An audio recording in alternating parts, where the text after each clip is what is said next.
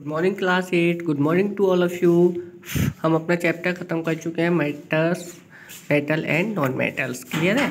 अब हम इसके एक्सरसाइज के क्वेश्चंस पे आते हैं। तो देखिए हमारे पास में सबसे पहले है यहाँ पे एक्सरसाइज में, बच्चे आप इसको एक बार ढंग से रीड करके उसके एक्सरसाइज के क्वेश्चंस करने की कोशिश करना। मैं आपको थोड़ा थोड़ा बता देता हूँ, उसके बाद में कोई भी प्रॉब्लम आती है तो आप मेरे से पूछ लेना, ठीक है। जैसे कि हमारे पास में विच ऑफ द ये हमारे पास tick the correct answer, which of the following can be beaten into a seeds.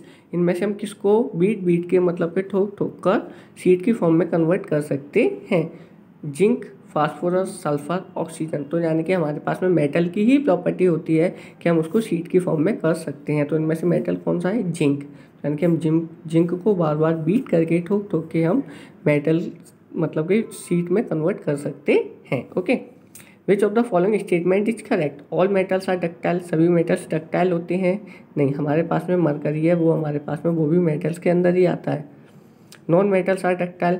Non metals ductile होते हैं? नहीं। जनरली मेटल्स आर डक्टाइल और some non metals are ductiles. हमारे पास में जनरली मेटल्स होते हैं ना, मतलब अधिकतर जो मेटल्स होते हैं वो डक्टाइल होते हैं। तो यानी कि पहले का आंसर है हमारे पास में ए जिंक और सेकंड का आंसर है C generally metals are ductile. Okay students, चलिए आगे चलते हैं। अब हमारे पास में आते हैं fill in the blanks. Phosphorus is a very reactive non metal. Phosphorus क्या है? हमारे पास में नॉन मेटल है और वो हमारे पास में क्या है? बहुत ही ज़्यादा रिएक्टिव नॉन मेटल्स है। फास्फोरस हमारे पास में आपको पता होगी कि मॉइस्चर की प्रेजेंस में आके बहुत जल्दी से हीट अप पकड़ लेता है, तो इसको वाटर के अंदर रखते हैं, है ना। ये हमने पीछे पढ़ा था कि हमारे पास में ये क्या है? बहुत ही ज़्यादा रिएक्टिव एलिमेंट्स है। क्लियर ना। देखो मैं आपको एक बार दिखा देता हूँ, इसके बारे में थोड़ा सा और ध्यान दिला देता हूँ मैं आपको। फोकस करेंगे सभी बच्चे। जैसे कि देखा, phosphorus is a very reactive non metals. It catch fire, it expose to air to prevent the contact of phosphorus with the atmospheric oxygen it store in water.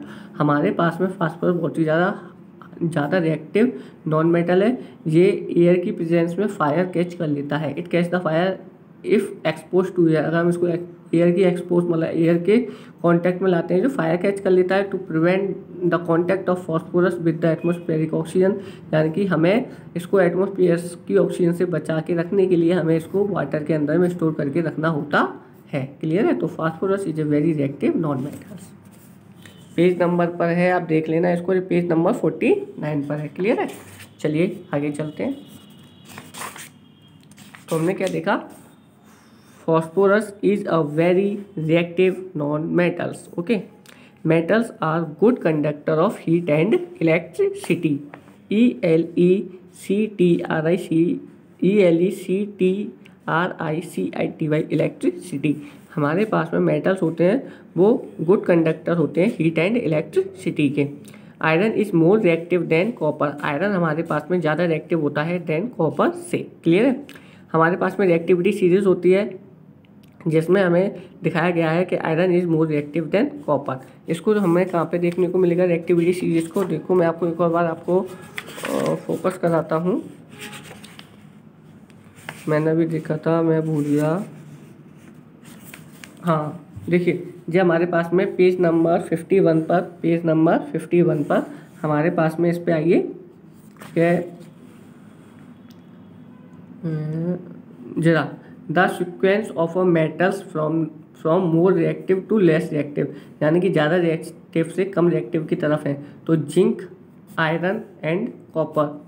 यानी कि जिंक हमारे पास में ज़्यादा रिएक्टिव है, फिर उससे कम है आयरन, फिर सबसे कम है कॉपर। ये हमारे पास में रिएक्टिविटी सीरीज है। रिएक्शन के मामले में जिंक सबसे पहले आएगा। सबसे पहले क्या आएगा? जिंक, फिर आयरन और फिर कॉपर।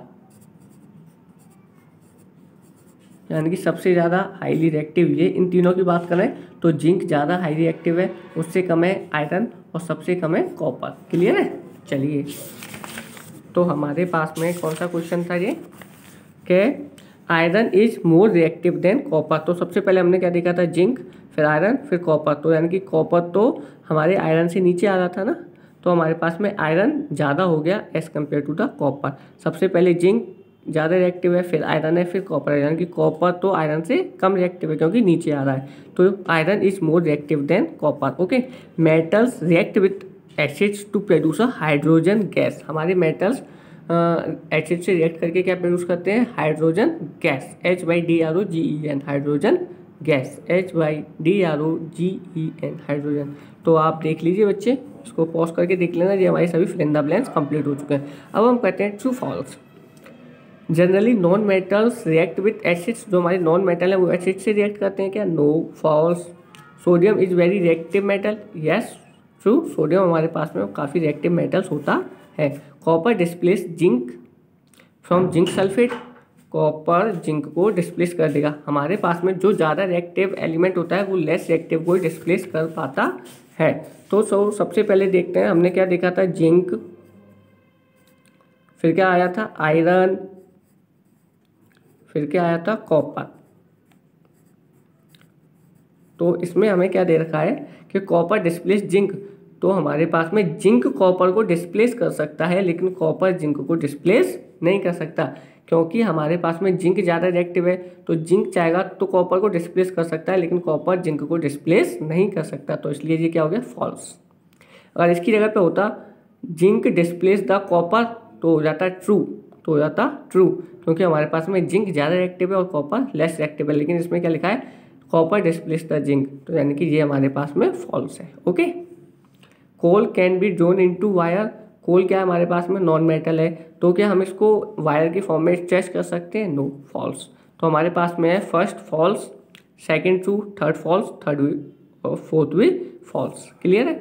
तो ये हो गया हमारे पास में ट्रू एंड फॉल्स। बच्चे बाकी जो क्वेश्चंस हैं आप उन पर फोकस करिए, अगर कोई प्रॉब्लम आती है तो फिर आप मेरे को बताइए और हम नेक्स्ट क्लास में डिस्कस करते हैं। और ये हमारे पास में क्वेश्चन आंसर है, वो आपकी ऐप पर जो वीडियो दी गई हैं उनमें भी दिए गए हैं, तो आप इनको प्लीज़ कंप्लीट करिए। Thank you to all of you. Okay.